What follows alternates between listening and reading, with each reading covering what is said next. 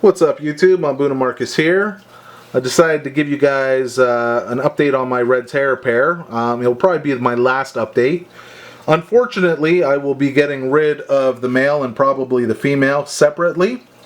And it's too bad because I have spent a lot of time and tank space dedicated to these fish to hopefully have a positive outcome in the long term, but that just didn't happen. You know, this male, as those who know, and I've watched this guy from a small size, he's just been very, very aggressive from day one.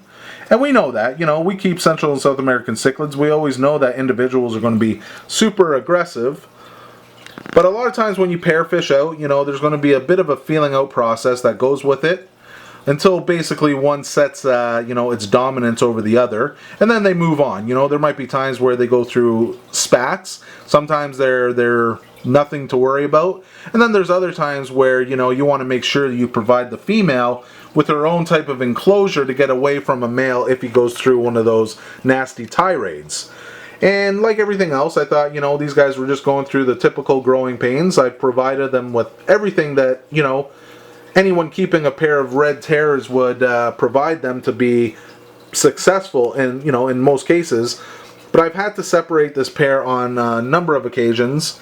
Recently, this male was still in my 75 gallon. I had pulled him from the 135 just to give the female, who, you know, is in this tank hiding underneath the ornament, some time to basically catch her breath. I figured too that, you know, it wouldn't hurt to get her a little bit bigger and make her a little more formidable. But in this case, as you can see with this enclosure, and you can see how this male is just acting, he is just not accepting this female at all. And because of that, he's got to go. And this pair, again, is just not going to work out long term. Like I said, in some cases, it just doesn't work out. You know, I've kept larger, nastier Central and South American cichlids than the Red Terrors. But my males have always adopted the female and always worked something out. This guy, he just won't give this female a chance. You know, I thought maybe it was the age he was before. You know, I've obviously provided him with a lot of space. But it's just his attitude. And, you know, he's a beautiful specimen, but he is just way too aggressive. And he is not interested in breeding. He does not interact on that basis. At first, I thought when I reintroduced him, everything was going well. There was some good interaction. She was out quite a bit with him. Like I said, you can see this big milk crate, and you're wondering and scratching your head as to why it's in there.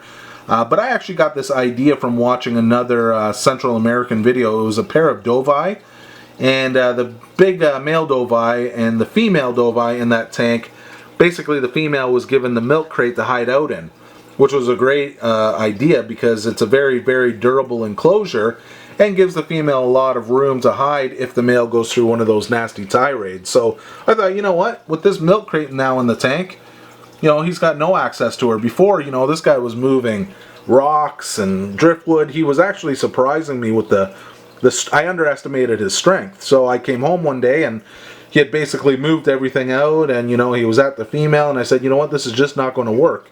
But considering, you know, I figured I'd give him another shot, especially with this milk crate enclosure, I thought, you know, there'll definitely be a chance. You know, he can't get in there, but she can. But as you can see, she's pretty much scared to death to come out, you know, and it's really, really unfortunate because it's a spectacular pair of fish.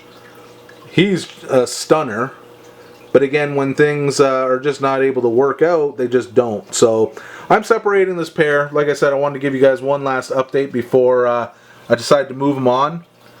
And like I said, it's too bad because I was hoping to do a real nice profile video of them. I was hoping to raise a bunch of baby cichlids and baby fry from this pair, but it's just not going to happen. So like I said, you know, it's unfortunate, but the time and space dedicated to them, like I said, it's too bad it didn't work out because I gave them everything that should work out. But in some cases, it doesn't matter what you give them. The personality of the individual fish just might be too much to overthrow, you know, those options. So, like I said, it's too bad, but he's got to go. And again, one last time, I'm in Canada, so I can't ship him out to anybody in the States. So I'm going to pretty much have to sell him locally and, you know, see if the female comes out, but you know, she bumped her eye pretty bad, probably running away from this guy. And like I said, I'm not going to put her through a miserable life living with someone like this. In some cases, you need to get a divorce. Thanks for watching.